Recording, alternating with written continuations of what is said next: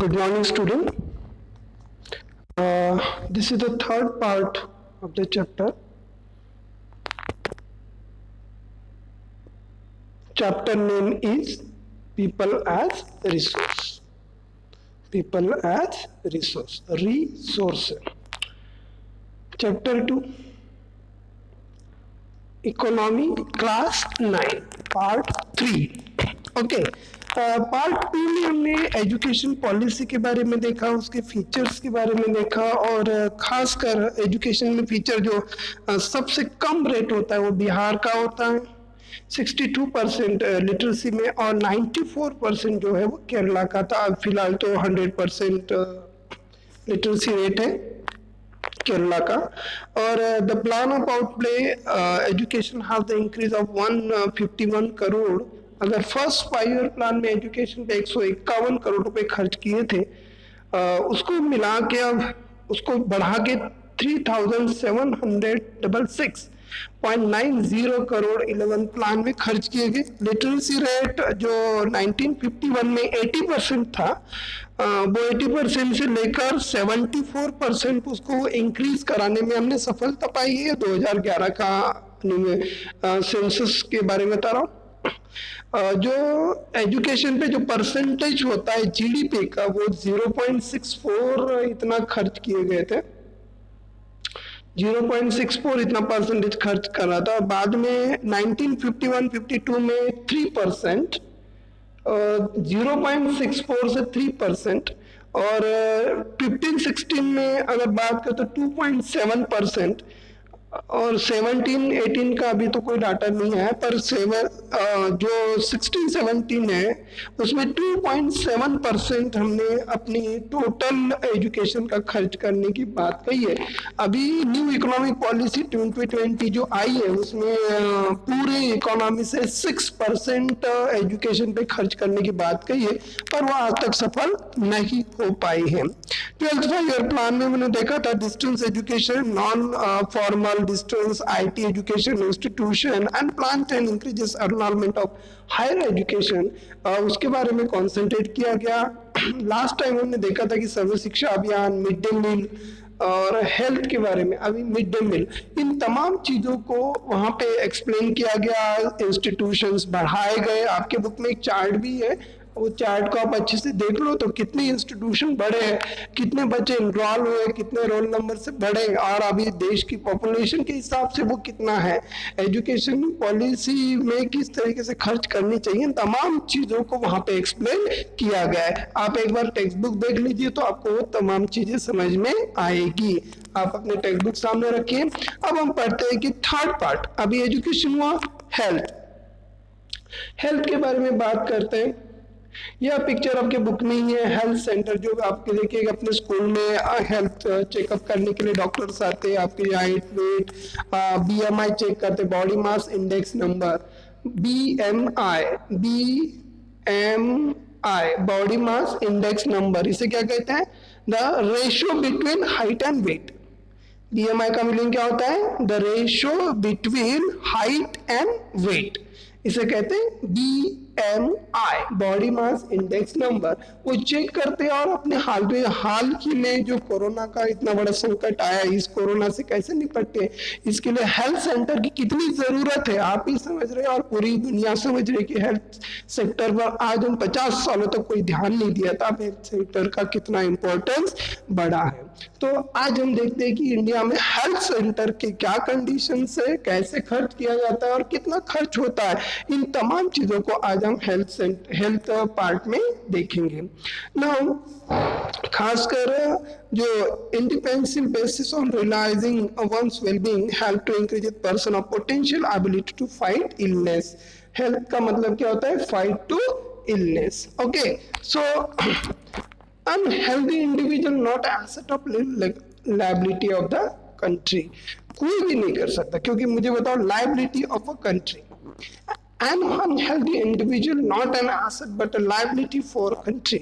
अगर कोई देश का पर्सन अनहेल्दी हो, अभी कोरोना की वजह से पूरी इकोनॉमी चरमरा गई है, इतने सारे लोगों का नुकसान हुआ है, इन तमाम नुकसान को देखते हुए आपको ये पता चलता है कि unhealthy individual not an asset but a liability of the country. Unhealthy people अगर हो तो देश में विकास कभी नहीं हो सकता। तो healthy people is a liability, और अपने देश की एक बड़ी संपत्ति है, ह्यूमन प्रॉपर्टी है, उसको आपको बचाए रखने के लिए हेल्थ फैसिलिटी का प्रसार और प्रचार करना बहुत जरूरी है। अब इसके लिए आपके बुक में जो नेक्स्ट पेज है उसमें आपको देखते हैं कि द नेशनल पॉलिसी के बारे में बात करता है। नेशनल हेल्थ पॉलिसी अभी अभी प्रधानमंत्री 15 अगस्त 2020 को भी दिल्ली के लाल किले की मीनार से उन्होंने अनाउंसमेंट किया था कि अब देश में सभी के हेल्थ कार्ड बनेंगे। मतलब हेल्थ कार्ड क्यों बनेंगे? क्योंकि पता तो लगेगी कौन सी बीमारी है, क्या हो रही है, किस तरीके से कंडीशन है घर में, और सभी चीजें हैं। तो इन चीजों के बारे में वो बात करते थे।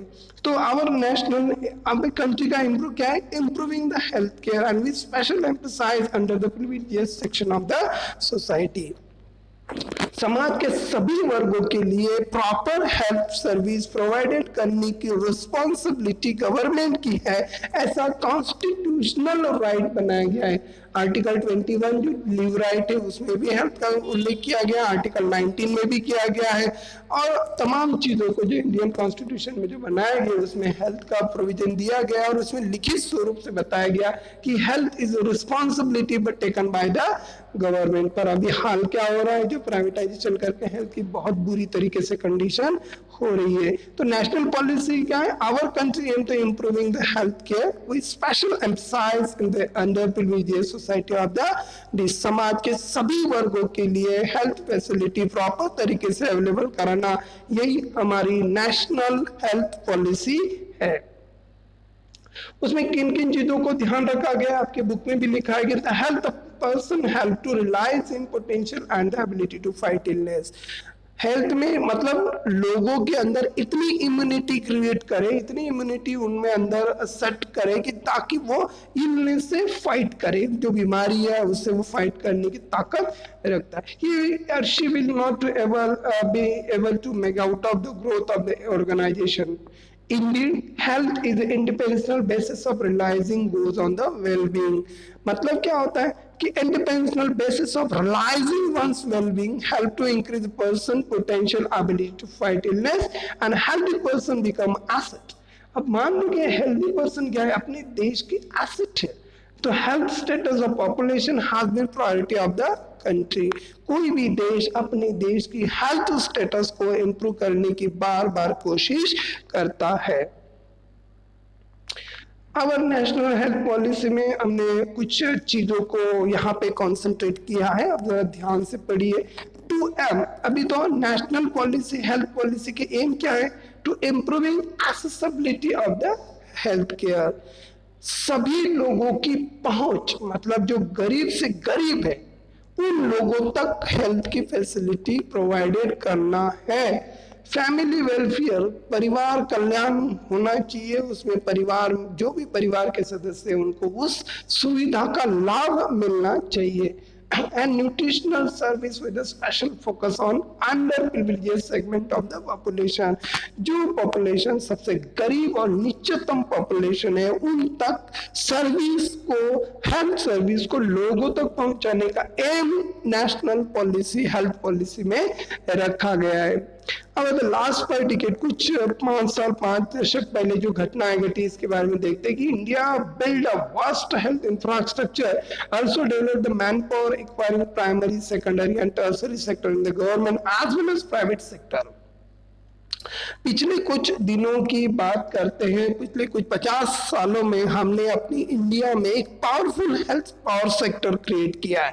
अगर हमारे पास इतनी हेल्थ इंफ्रास्ट्रक्चर अगर अवेलेबल नहीं होती तो लाखों जो अभी जो कोरोना संक्रमित जो लोग मिल रहे हैं वो कोरोना संक्रमित लोग काफी पावरफुल तरीके से मिले, तो उससे इलाज करने में और उसको सक्सेस करने में हम सफल रहे। इसका मेन रीजन था health care powerful infrastructure developed in your India and over 5 years build a very fast and health infrastructure as will develop the manpower required to primary secondary tertiary sector in the government as well as private sector में भी develop किया गया।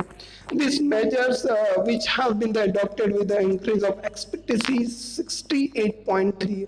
आपको पता है कि हमारी जो हेल्थ है जब 1951 में 33% मतलब 33 ईयर थी, एन एवरेज 33 ईयर इंसान जीता था, अब उसकी एवरेज बढ़ा के कितना हुआ 68%। मतलब हमने लोगों की जो खाने पीने का भुखमरी से जो लोग डाइट होते थे मरते थे, उन लोगों को बचाने में हम कहीं ना कहीं किसी लेवल पे सफल रहे हैं। और इसमें 68.3 ईयर्स तक हमने लाइफ एक्सपेक्टेंसी, जीवन जीने की प्रत्याशा उन तक बढ़ाई है। मिनिमम एवरेज लाइफ 68 बन गया है। एक बात और भी जहन में आती है कि IMR मतलब क्या होता है, इन्फेंट मोर्टेलिटी रेट।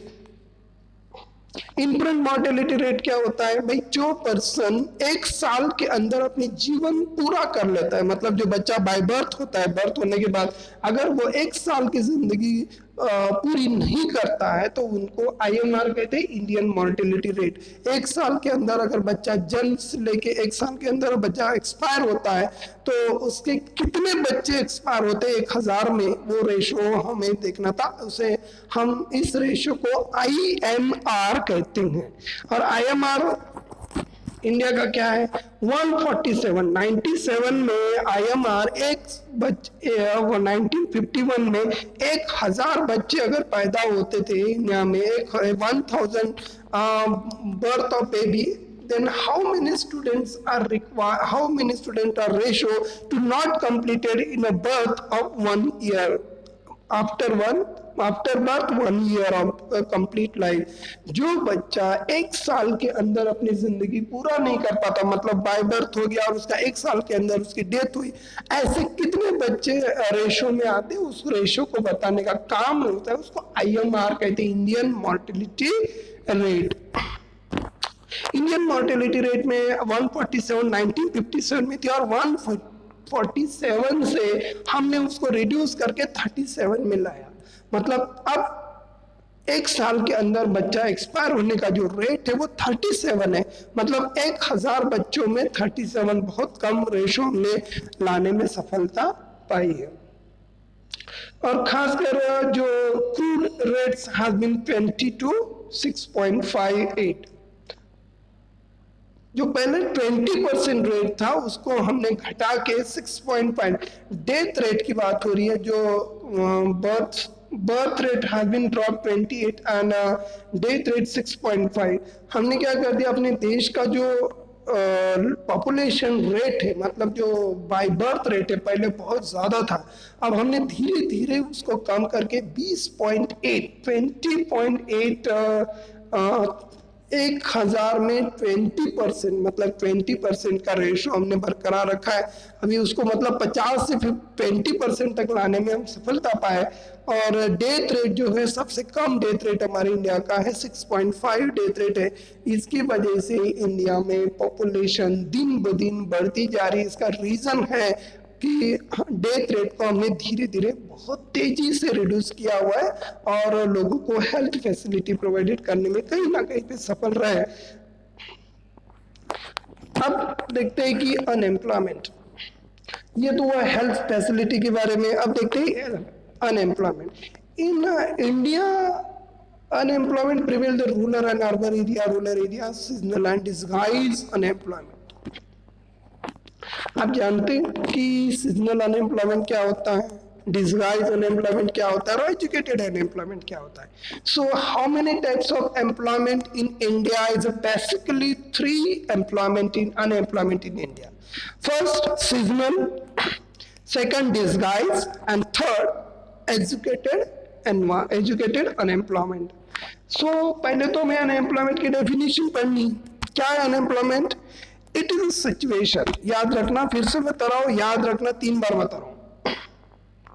अनएम्प्लॉयमेंट मतलब it is a situation in which a person, it is a situation in which a person is willing to work but not able to find the work. Simply बात है, कोई person अगर काम की तलाश में हो और उसे काम ना मिले तो उसको हम अनएम्प्लॉयमेंट कहते हैं। कोई मुश्किल नहीं, डेफिनेशन लर्न करना आसान डेफिनेशन है। फिर से बता रहा हूं, इट इज अ सिचुएशन, एक ऐसी सिचुएशन आती है, it is a situation in which a person is willing to work, a person is willing to work but not able to find the work। एक पर्सन काम की तलाश में गया और उसे काम ना मिला, मतलब एक पर्सन काम करने के लायक है, एबल है, पर उसको काम नहीं मिलता है। ऐसी सिचुएशन व्यक्ति के जीवन में आती है तो उस सिचुएशन को हम अनएम्प्लॉयमेंट कहते हैं।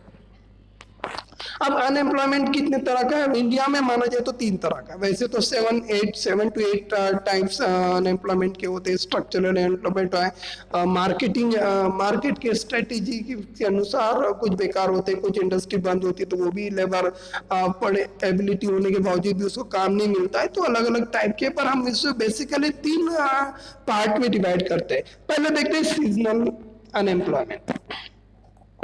occur when people are able to find the job during some month of the year। कितने अच्छी सिंपल डेफिनेशन है, आप 3 वर्ड में डेफिनेशन याद रखना। Okay, when people are unable, when people are unable, 4 word हो गए। when people are unable to find the job, when people are unable to find the job during the some month of the year, 3 line जोड़ना, during some month of year. तो occurs when an individual remain unemployed during a particular 1 year। It is mostly with people engaged in agriculture when a field of work cultivations complete they jobless the next session. Simply बात है। अगर इसके best example दे तो farming का देते हैं। Farming में क्या होता है, जहाँ पे बरसात पूरी 100% नहीं होती, आप जावरा में देखते हो कि बहुत सारी बरसात नहीं होती है, तो यहाँ पे समर सीजन में कोई किसी को काम नहीं मिलता। मतलब खेती जब बरसात हो रही है, खेती हो रही है, तभी काम मिलता है, उसके बाद तो कोई काम ही नहीं मिलता। तो वो जो है ना, उस लेबर को हम क्या कहते हैं, सीजनल लेबर। केवल खेती के 3 महीने काम है, बाकी तो घर में ही रहना है, तो ऐसे वर्कर को हम क्या कह सकते हैं, सीजनल वर्कर। दूसरी कॉन्सेप्ट में देखते हैं डिसगाइज अनएम्प्लॉयमेंट। अब डिसगाइज अनएम्प्लॉयमेंट क्या होता है, occur when people appears to unemployment involve to job but if 4 people. अभी एक सिंपल एग्जांपल दे रहा हूं, वो पीपल काम करते हुए दिखते हैं पर उसकी जरूरत नहीं है, उसको निकल जाए तो भी कुछ नहीं होता। अभी सिंपल एग्जांपल दे रहा हूं, अगर आपके घर में एक फैमिली है, खेती में काम करते हैं, खासकर सीजनल जो डिसगाइज अनएम्प्लॉयमेंट है, केवल फार्मिंग में ही मिलता है, दूसरी जगह नहीं मिलता, याद रखना इस चीज को। एक सिंपल सी बता रहा हूं, अगर आपके फैमिली में 5 मेंबर है, 4 मेंबर है, ओके, अब वो 4 मेंबर खेती में काम कर रहे हैं और 1 एकड़ खेती है आपके पास और 4 मेंबर काम कर रहे हैं, 4 मेंबर के लिए 1 एकड़ खेती पूरी उतना है, और 4 मेंबर लगाने के बाद आपकी खेती का प्रोडक्शन हुआ 10 यूनिट। ओके, 4 मेंबर काम कर रहे हैं और 10 यूनिट का आपने प्रोडक्शन कर लिया। अब ये हुआ कि आपके भाई बंधु बाहर जो काम कर रहे थे वापस आए, वापस आने के बाद 4 से 2 वापस आए, तो कितने बने, 6। तो 6 लोगों ने काम किया, फिर भी 10 यूनिट का प्रोडक्शन रहा, फिर भी 10 ही यूनिट का प्रोडक्शन रहा। और कुछ देर बाद ऐसा हुआ कि वो 2 मेंबर है बाहर से आए हुए, उनको लगता है कि अभी यार यहाँ पे तो कुछ बन नहीं रहा, अपन बाहर जाएंगे, तो वो बाहर निकल गए, फिर भी खेती का प्रोडक्शन 10 यूनिट ही रहा। तो वो 2 वर्कर जो है वो है डिसगाइज अनएम्प्लॉयमेंट, जिसका होने पे न प्रोडक्शन पे असर होता है, जिसका जाने पे प्रोडक्शन पे कोई असर नहीं होता है, तो हम उसको क्या कह सकते हैं, डिसगाइज अनएम्प्लॉयमेंट। उसका एग्जांपल आपके पास सामने स्लाइड पड़ी है, उसको देख लीजिए। 4 people get the work done in field, adding 3 more it would be not create impact, it extra 3 are removed, it could not be harm the productivity। आना और जाना, इससे कोई फर्क नहीं पड़ता है, तो उसको हम कहते हैं जो 3 वर्कर है। इसमें आपके स्लाइड में 7 वर्कर दिए, 4 वर्कर काम करते थे, 3 वर्कर आए, उन्होंने प्रोडक्शन में काम करना शुरू कर दिया, पर खेती में कोई प्रोडक्शन नहीं बढ़ा और उनके जाने से भी कोई प्रोडक्शन में फर्क नहीं पड़ा, तो वो 3 वर्कर है, उसको हम कहते हैं डिसगाइज अनएम्प्लॉयमेंट। ये आपको देख रहे हैं कि आपके बुक में एक पिक्चर दिया हुआ है, आप उसको अच्छे से देखिए। 4 वर्कर 1 2 3 और यहाँ पे आपको 8 वर्कर दिखाई दे रहे हैं। तो ये जो डिस्गाइज, ये चार ही, इस खेती में 4 ही लोगों का काम है, लेकिन यहाँ पे कितना काम कर रहे हैं? 12 लोग काम कर रहे हैं। तो यहाँ पे 4 लोग हैं और यहाँ पे 12 लोग हैं, तो 4 लोगों से भी ये काम हो सकता है और ये 12 लोग भी काम कर रहे हैं। तो कि 8 लोग जो है वो डिस्गाइज अनएम्प्लॉयमेंट, इससे ना खेती पे कोई असर पड़ेगा, ना प्रोडक्शन बढ़ेगा, ना घटेगा। तो इस पोजीशन को हम कहते हैं डिस्गाइज अनएम्प्लॉयमेंट। जैसे आपके पास 2 बुक है, 2 पिक्चर आपको दी हुई है, आप उसको समझ लीजिए। Okay, so this is the disguise unemployment. अब देखते हैं कि क्या इम्पैक्ट, अगर देश में आज लाखों लोग अनएम्प्लॉयमेंट हो गए। आपको पता है 2020 का रिपोर्ट है सीएमआई का, उन्होंने कहा है कि सीएमआई जो हमारे देश की जो न्यूमेरिकल है उसको फाइंड आउट करती है। सीएमआई वो इंस्टीट्यूशन है हमारे इंडिया का, स्टैटिस्टिकल इंस्टीट्यूशन है, वो कलेक्ट करता है। नासो भी कलेक्ट करता है, नेशनल जो NASS हो, नेशनल स्टैटिस्टिकल सर्विस, ये भी उसको कवर करती है। तो इन दोनों का के भी अब इंडिया में कोरोना की वजह से 2 करोड़ लोगों का जॉब चला गया। अब इतने बड़े करोड़ लोगों का जॉब जाने से इकोनॉमी पे क्या इम्पैक्ट होता है, इन चीजों के बारे में हमें पढ़ना है। ओके, सो सबसे पहले इम्पैक्ट ऑफ अनएम्प्लॉयमेंट क्या होता है। एजुकेटेड अनएम्प्लॉयमेंट, देश में पढ़े लिखे लोग, अगर पढ़े लिखे लोगों को जॉब ही नहीं मिला और वो पूरी तरह से अनएम्प्लॉयमेंट रहे, तो इसका इकोनॉमी पे क्या असर होता है, इसके बारे में बात हो रही है। अनएम्प्लॉयमेंट रिजल्ट, सबसे पहले बात है कि वेस्टेज ऑफ मैन पावर, क्योंकि आप काम करने के सिद्ध हो और आपको काम नहीं मिला है, मतलब आप पूरी तरह से एबल हो, हेल्थ से अच्छे हो, पूरे सक्षम हो, लेकिन आपको काम नहीं मिल रहा। इसका मतलब हमने सबसे पहले क्या होता है कि man power, wastage of man power resource, unemployment people become a liability of the society. और धीरे धीरे ये एजुकेटेड पीपल है लेकिन वो अनएम्प्लॉयमेंट बने, उसका रेशो समाज में अगर बढ़ता रहता तो किसी भी समाज के लिए वो सही नहीं होता है। Increase the economic overloaded by dependence on the working population increase. सही तो बात है कि अब जब अनएम्प्लॉयमेंट लोग हैं तो जो काम कर रहे लोगों का उसके ऊपर तो उनको खिलाने पिलाने का तो प्रेशर उनके ऊपर आएगा। जो वर्किंग पीपल है, परिवार में मान लो 5 सदस्य और 5 सदस्य में 2 सदस्य काम कर रहे हैं और 3 सदस्य बेकार है, तो 3 सदस्यों को खाना खिलाने का काम उसके ऊपर बढ़ता है। इसकी वजह से उनकी भी इकोनॉमिक कंडीशन क्या हो जाती है, कमाई के बावजूद भी बिगड़ जाती है और उससे ओवरलोड आ जाता है। एग्रीकल्चर, खासकर जो maximum labour force but owning the disguise unemployment, there is been a fall in population dependence on agriculture. और खासकर जो डिस्गाइज अनएम्प्लॉयमेंट है एग्रीकल्चर में बहुत ज्यादा मात्रा में मिलती है और इससे एग्रीकल्चर पे बहुत ज्यादा प्रेशर होता है और उस प्रेशर को एग्रीकल्चर भी झेल नहीं पाता। इसकी वजह से देश में पूरी तरह से एक अनलीगल कंडीशन क्रिएट होती है। लोग किसी भी तरीके से काम करने के लिए तैयार नहीं होते हैं और उनका खाली दिमाग कहीं चोरी चकारी या जो भी है जिसके बारे में जो आप घटनाएं सुनते हो, तो उसका ये परिणाम है कि अनएम्प्लॉयमेंट होना और एजुकेटेड हो के अनएम्प्लॉयमेंट होना, इससे बहुत ज्यादा नुकसान समाज का होता है, देश का होता है, प्रॉपर्टी को। क्योंकि एजुकेशन के लिए जिस बंदे ने इतना पैसा खर्च किया है, जिस एम्प्लॉय ने इतना पैसा खर्च करके एम्प्लॉय होने के लिए है और उसको काम नहीं मिला, तो उसमें एजुकेशन पे किया हुआ खर्चा वेस्ट चला जाता है। तो secondary sector is maximum labour, और कुछ लेबर तो सेकेंडरी सेक्टर में आते हैं कि कुछ फैक्ट्री बंद हो जाए तो उम्मीदवार बेकार हो जाती है, फिर उसको काम नहीं मिल पाता और समाज में नुकसान ही नुकसान हो जाता है। Unemployed quality of the family level labor of general decline, health status, withdrawal of the school system। कुछ जो अनएम्प्लॉयमेंट बच्चे पढ़ने का रीजन है कि जो अनुसूचित जनजाति के लोग हैं वो बहुत ज़्यादा प्रॉब्लम में रहते हैं, एजुकेशन बीच में ही छोड़ देते हैं और फिर वो लेबरिंग काम करना शुरू करते हैं, उनको काम नहीं मिला तो वो अनएम्प्लॉयमेंट बन के, और इससे देश को काफ़ी खतरा हो जाता है कि वो चीज़ें पढ़े लिखे ताकतवर होने के बावजूद, हेल्दी होने के बावजूद उसको काम नहीं मिलना, ये किसी भी देश की इकोनॉमी के लिए अच्छा संकेत नहीं है। और increase the unemployment and indicator of depress economy, से इकोनॉमी काफी डिप्रेस होती है क्योंकि उनका जो ऑन डिमांड है वो डिमांड कम हो जाती है मार्केट में, डिमांड कम, सप्लाई कम, सप्लाई कम, लेबर कम, लेबर कम, और डिमांड लेबर कम, और परचेसिंग कम, परचेसिंग कम, फिर डिमांड कम, और धीरे धीरे पूरी इकोनॉमी गर्त में चली जाती है, इसको उबारना बहुत मुश्किल हो जाता है. It is also waste to resource which called a grand pool and people cannot be used, the resource naturally appears liability of the economy. So this is the overall chapter.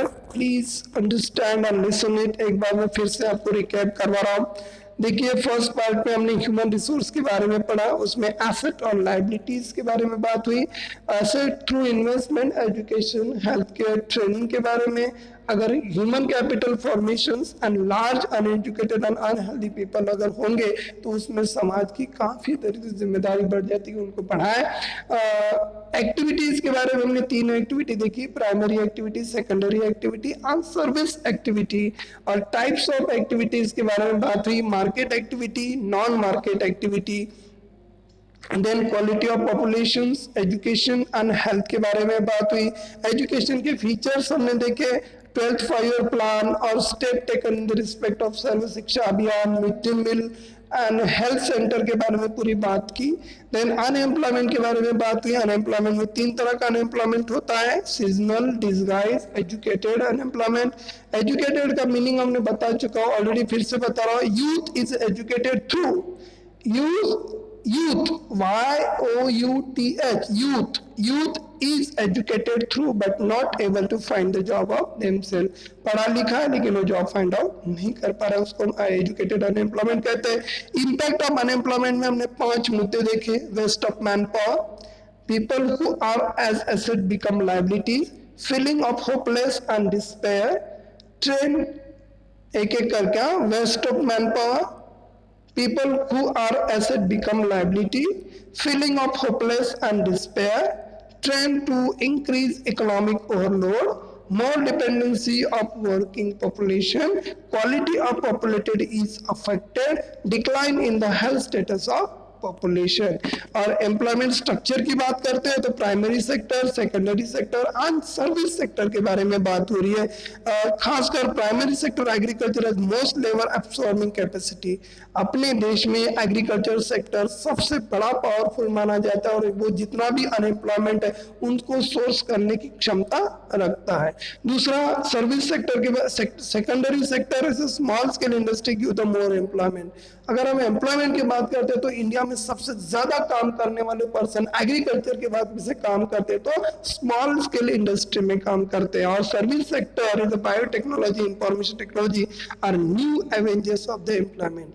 कुछ जगह पर अभी biotechnology, information technology, IT sector अभी भी लाखों जो youngest है उनको अभी वो बुला रहा है, उनसे अब वो पूरी तरह से जॉब देने के लिए तैयार है. इंडिया में इसका डेवलपमेंट बढ़ रहा है. So this is the overall chapter. Please read carefully, use your NCERT book, learn it, understand it, and then solve all types of the question to regarding assignment.